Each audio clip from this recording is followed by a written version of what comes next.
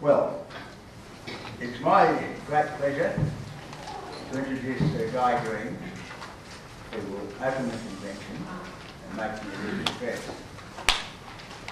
Those of you who had the very good fortune to hear Sir Guy Green before, I think will probably agree with me that he's definitely out there at the top dozen or so in public speaking in the country. Why do I say that?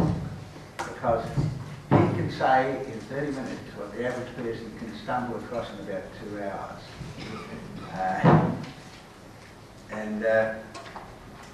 He has significant fame in Australia.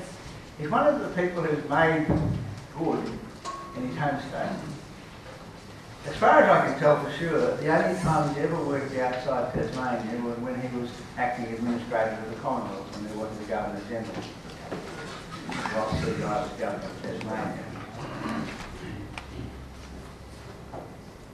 Sir Guy became Chief Justice of Tasmania when he was 35.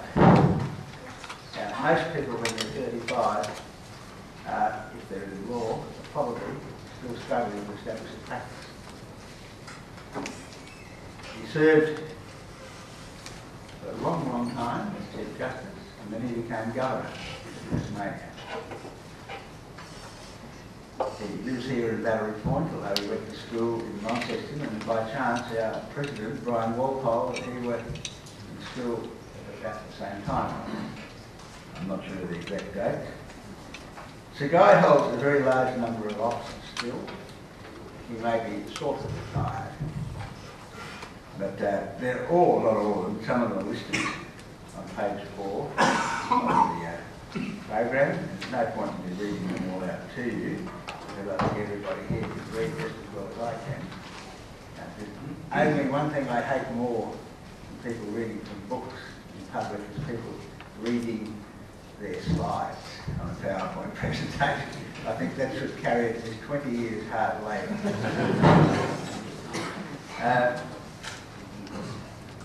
Now, I think that's all I need to say. Sir Guy will be able to represent himself better, I think, than anybody else I know. So, Sir Guy, if you'd like to come forward. I've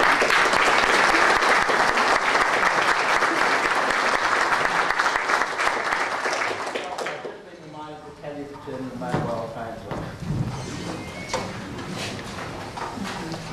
Well, thank you for that generous introduction, and one that I fear will have raised expectations which I will not be able to meet. But I am honoured to have been asked to speak at this convention, and I must say I'm delighted that the Society has chosen Tasmania as the venue for this convention the first time, I understand. But with all due modesty, I do think that Tasmania can be seen to be an especially appropriate venue for the holding of a convention of a society which adheres to the values upon which the Australian Skeptics Society is founded. The Tasmanian Society and its institutions, including of course especially the University of Tasmania, have a strong commitment to intellectual and cultural values which goes right back to the earliest days. It was here that the first books in Australia were written and published. The first art exhibition was held, the first learned journals were published, and the first and the second and the third scientific society was established, including, incidentally, the first Royal Society in the world outside the United Kingdom. Another distinguishing character of Tasmania that your listeners will find when they hear are tremendously modest about.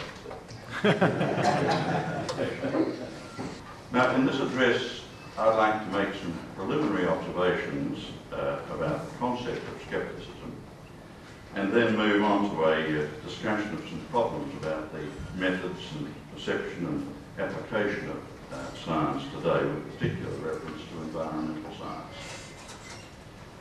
For professional philosophers, the concept of skepticism takes various, what I might call technical forms, the most stringent of which questions our being justified in claiming to have real knowledge about anything at all. Now, I understand that the Australian Skeptics Society doesn't go quite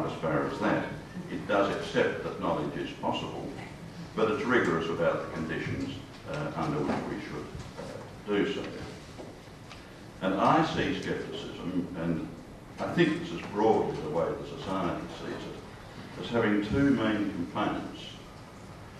The first is that we should not accept as true theories or explanations for which there's insufficient or ambiguous evidence. Now that sounds straightforward enough, but being a sceptic also demands consistency. And that requires us to observe the converse proposition, that if the evidence does support a particular conclusion, then we must accept the possibility that that conclusion is correct, even if it seems to support beliefs or superstitions which sceptics usually reject. For example, for some people, there are difficulties in understanding how Charles Darwin's theory of evolution by natural selection accounts, amongst other things, for the development of entire systems, such as the nervous system, which requires the simultaneous development of several new interdependent organs, none of which provides any selective advantage by itself. Now, I'm not saying that impugns Darwin's theory, but if sceptics are to be consistent, they will not be deterred by a fear of being labelled as creationists or proponents of intelligent design or something like that, from acknowledging gaps or difficulties of that kind in the application of Darwin's theory. The other main component of scepticism that I see is the application of Occam's razor. That is the principle of parsimony, which favours simple rather than complex explanations of phenomena, and requires that when describing or explaining systems, entities should not be multiplied beyond necessity. But once again, we must be rigorous in applying that principle and recognise that it's only a way of approaching the processes of explaining phenomena. It can't be elevated to an immutable law that a simpler explanation always has a greater claim to validity than a more complex one. However, having said that, I do think that probability theory in fact does support the principle of parsimony. The greater the number of the propositions upon which a scientific statement depends, the greater the possibility of that statement being falsified.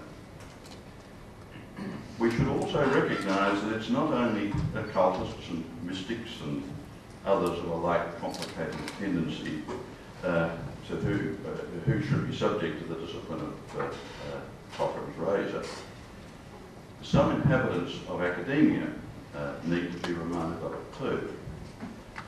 I was recently introduced to Richard Dawkins' wonderful Law of the Conservation of Difficulty, which states that obscurantism in an academic subject expands to fill the vacuum of its intrinsic simplicity.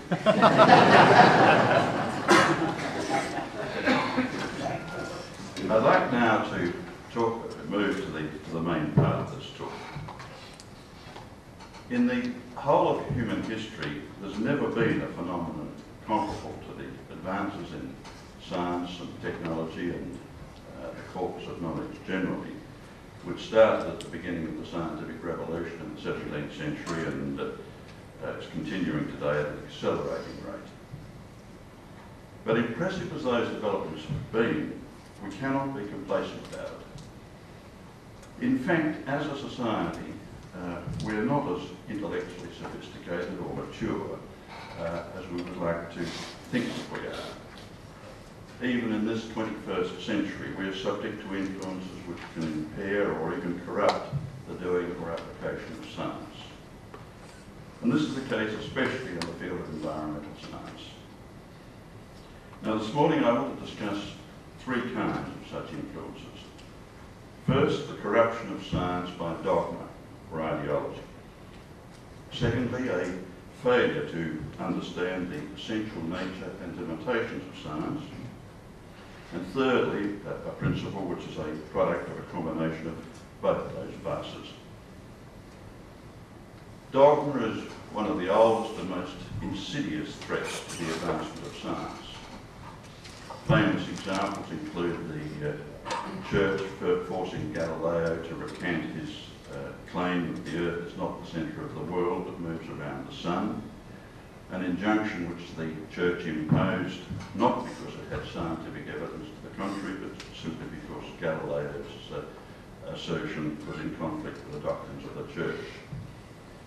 Recall too the extent to which in the 19th century the violent opposition to Darwin's theory of the origin of species was not based upon scientific argument but was derived from religious doctrine. And that conflict between science and religion is still with us today. In the United States especially, there is continuing debate about attempts by schools to give the teaching of creationism equal status, equal time to the teaching of evolution. Now, I make no comment at all about the place of religion in the lives of human beings, or about the right of churches or schools or parents or anyone else to promote or pass on religious beliefs.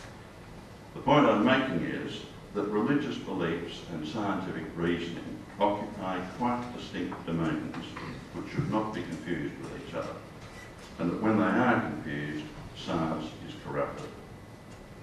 But this vice is not confined to religious beliefs. The doing of science is corrupted when it's influenced by any ideology or belief system which is based upon values as opposed to reasoning or evidence. For example, it was not only religious but social doctrine which militated against acceptance of Darwin's theory. As the wife of the canon of Worcester Cathedral cried out upon being informed that the theory implied the descent of man from ape-like creatures, "Descended from the apes? My dear, we hope it is not true. But if it is, let us pray that it may not become generally known." Well, that story may be apocryphal, but it does reflect another form of opposition to Darwin's theory, which was based upon the dogma of man being a unique and superior species.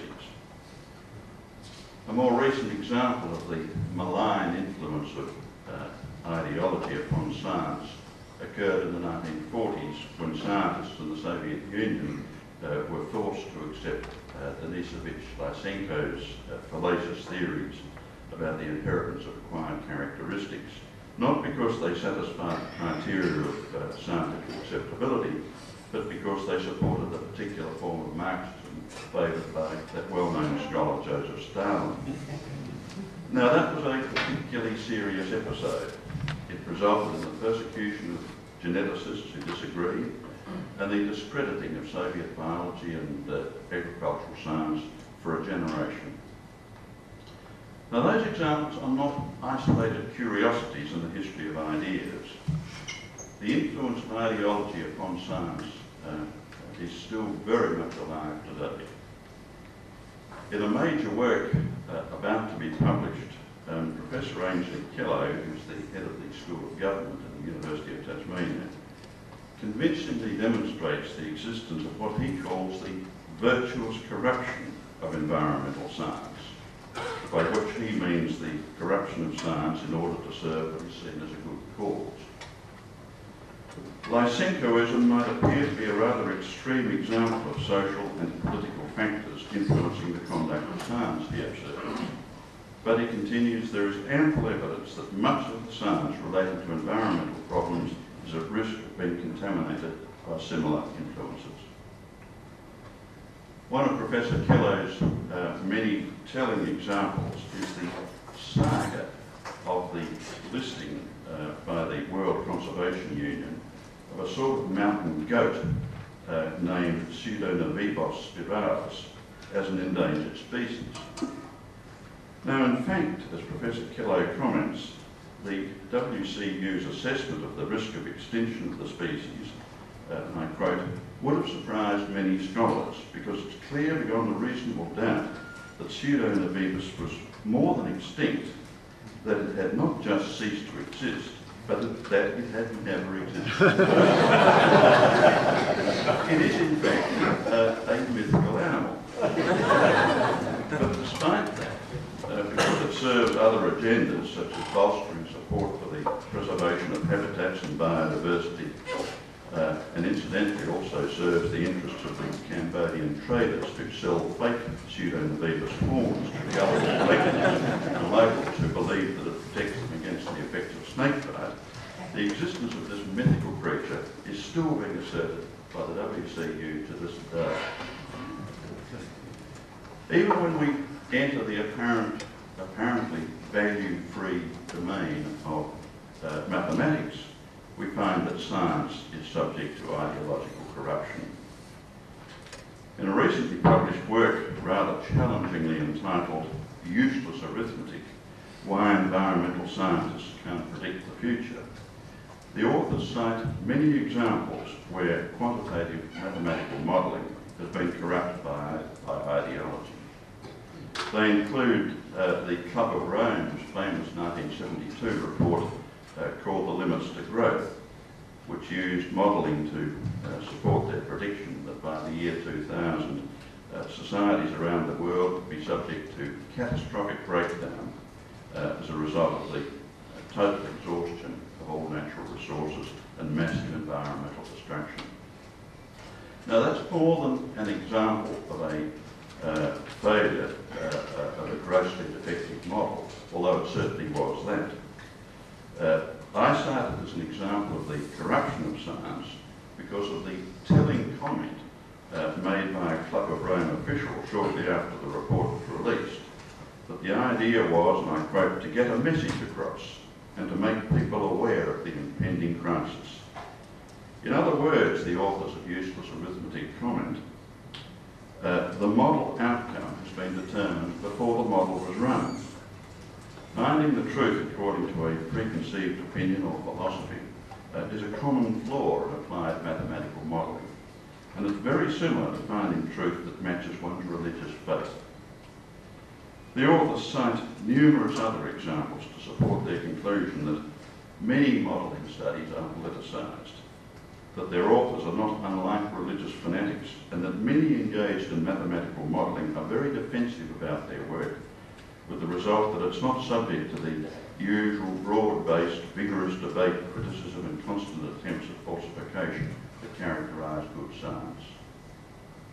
An outrageous example of the misuse of models in order to produce a politically correct result occurred in 1992 when the United States Environment Protection Agency used a model to support its claims that second-hand smoke was a Class A carcinogen causing several thousand deaths a year in the United States. Now, a subsequent independent and very thorough judicial inquiry held the EPA study to be void on the grounds that the methodology had been adjusted and data had been selectively used and selectively rejected so as to ensure that the model supported the conclusion the agency was promoting. Academic commentators have gone so far as to characterise the agency's report as openly fraudulent science. And yet to this day, the claims made by the EPA are cited to support claims about the effects of second-hand smoke. Now, I'm of course not making any comment about the effects of second-hand smoke, that's not my purpose. But studies like that seriously impair proper consideration of this issue. Another way in which science is corrupted by ideology is to be found in the bizarre application, there's just no other word for it, by postmodern theorists of scientific conclusions to quite inappropriate disciplines. Examples include the application by postmodernists of mathematical logic to political theory, Einstein's special and general theories of relativity to sociological questions, non-Euclidean geometry to a special space in which wars are said to be conducted, and even the application of chaos theory to literary analysis. Now, it's hard to believe that anyone can take this sort of thing seriously and take an advance of it with a straight face, but they are deadly serious about it. Another example of the way the advancement and application of science can be adversely affected is when ideological factors distort the way in which scientific issues are dealt with by the public and by decision makers. Values and ideological positions are embedded in the very language used in environmental debate. Value-laden terms are used, such as saying that the atmosphere is being polluted, instead of simply saying that it's undergoing changes in its composition, or saying that the consequences of something are disastrous or catastrophic, instead of our using neutral intensifiers like very extensive or the like. And there are many other examples. Take the description by the sub-editor of an English tabloid newspaper of products derived from genetically modified crops as Frankenstein food. Now, he probably felt quite proud of himself. After all, the headline was eye-catching and alliterative to boot. But one could hardly imagine a journalistic approach better calculated to arouse fear and prejudice and inhibit clear thinking about genetic modification.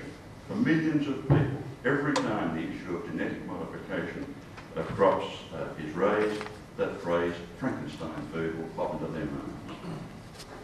Now, expressions and language like that might be acceptable in social debate or when you're trying to convey feelings or persuade people of something, but they have no place in serious science-based discussions. As another illustration of the ideological distortion of debate about scientific issues, consider the reaction to the work entitled The Skeptical Environmentalist, written by a Danish scholar, Bjorn Lomborg. Published for the first time in English in 2001, the work deals with environmental concerns about the depletion of natural resources, the effect of human population growth, the loss of biodiversity, and the pollution of water in the atmosphere. Now, in a 500-page analysis of the evidence, Lomborg argues that these fears are either unfounded or exaggerated. Now, I'm not here to express any opinion at all about whether or not Lomborg's thesis is valid. But what I do want to comment upon is the way in which his thesis has been debated. The response to the skeptical environmentalist has been very disturbing. Much of it consists of attacks on Lomborg personally. But Lomborg does not rely upon his qualifications or his personal opinions to sustain his case. His work stands or falls on the evidence and on the arguments which he advances. It follows that the personal attacks on him are gratuitous, irrelevant, and of course quite unscientific. But even when it's the book itself rather than the man which is being addressed, the way in which the issues he raised are being discussed is just as unedifying and just as unhelpful. A review of the book was published in the journal Nature. Now, in that review, which was later, I think, quite fairly characterised by correspondence to the journal as peevish and part of a rush to rubbish Lomborg's book, the authors expressed the conclusion that Lomborg's survey, and I quote, reads like a compilation of form papers from one of those classes from hell where one has to fail all the students. Well, I think that it's a troubling indication of the depth to which debate about environmental issues has descended when it's thought appropriate to include puerile material like that in what purports to be a serious review about a serious work in one of the most prestigious scientific journals in the world. Similarly, in the case of Lomborg's book, The Scientific American decided to depart from its usual practice of publishing one-page book reviews written with detachment by recognised experts in the field, but instead published a special 11-page section on the book, which was written by 4 academics, all known to be closely associated with environmental advocacy. Now, their articles were not balanced reviews, but polemical attacks, which were accurately summarised by The Economist as strong on contempt and sneering, but weak on substance. But of course, not all Lomborg's critics used verbal abuse.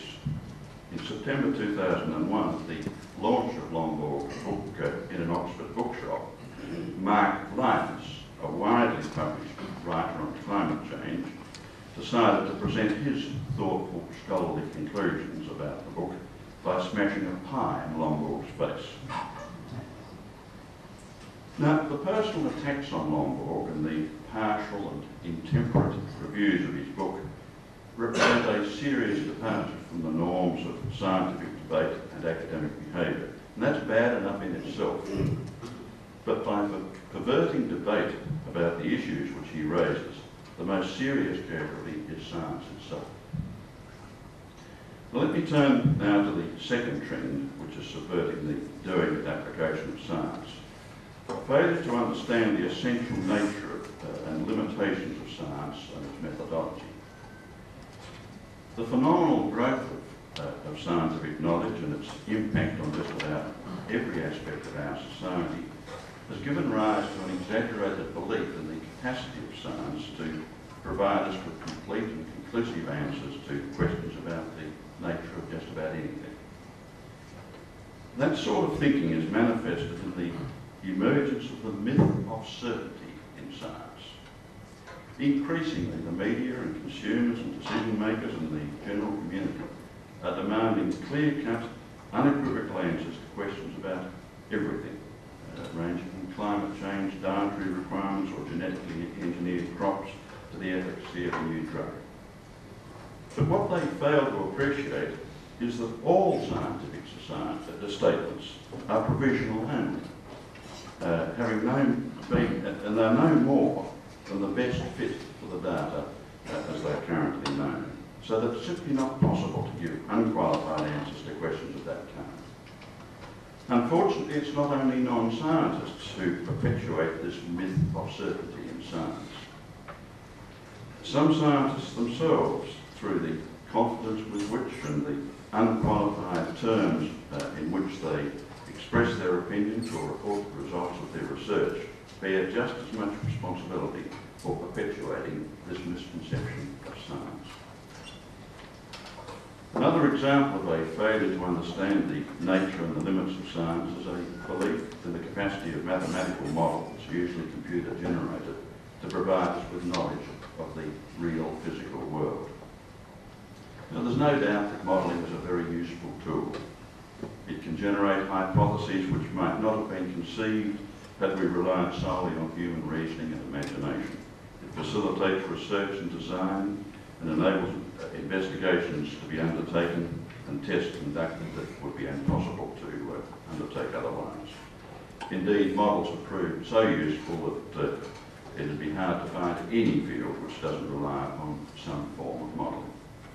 But like science generally, there's a widespread failure to understand the limitations of modelling. A basic but common error is to forget that a model is not real. Now that sounds an obvious thing to say, but it needs to be said, because the output of models is routinely presented in such a way as to suggest that the thing represented by the model is the thing itself. Thus, one frequently reads in the popular media, and even in scholarly literature, serious scientific publications, statements to the effect that a model or simulation proves or shows that something in the physical world is the case. Well, assertions like that are self-evidently unsound. By definition, all models are incomplete, and the validity of the output of a model is dependent entirely upon the soundness of the data and the validity of the assumptions upon which it's based, not to mention the program which gives expression to those assumptions. Strictly speaking, the only statements which a model can make are statements about itself. Of course, a model can help us to understand the real world, but only when its output is used in conjunction with empirically derived data.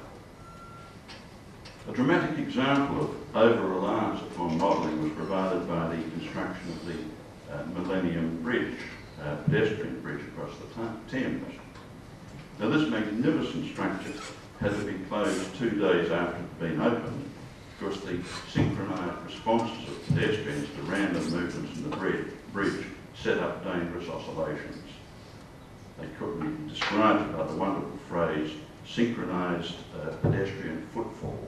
The failure to predict this phenomenon was a direct result of over-reliance upon predictions made by computer models about the behaviour of the bridge, and a complete failure to take into account the behaviour of real human beings on a real bridge.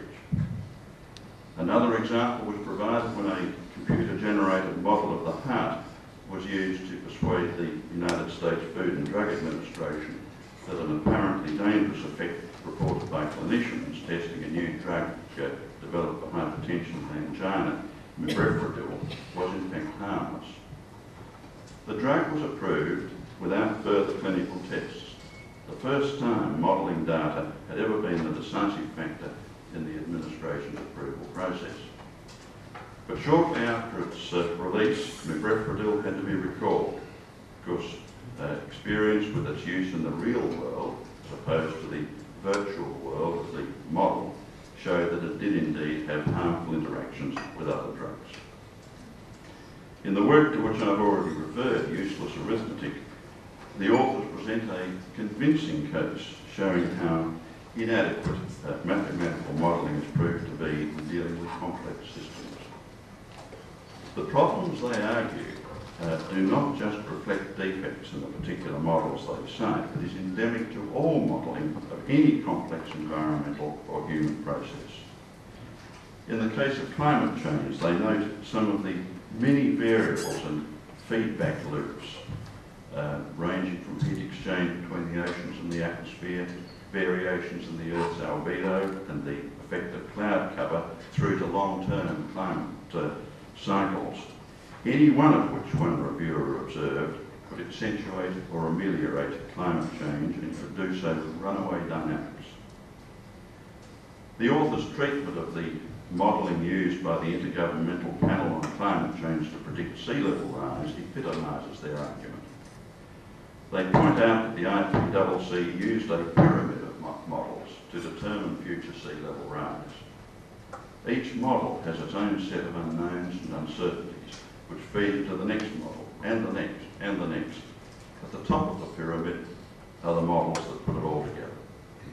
The whole process is summed up by the authors: assumption upon assumption, uncertainty upon uncertainty, and simplification upon simplification are combined to give an ultimate and inevitably shaky answer, which is then scaled up to make long-term predictions of the future of sea level rise.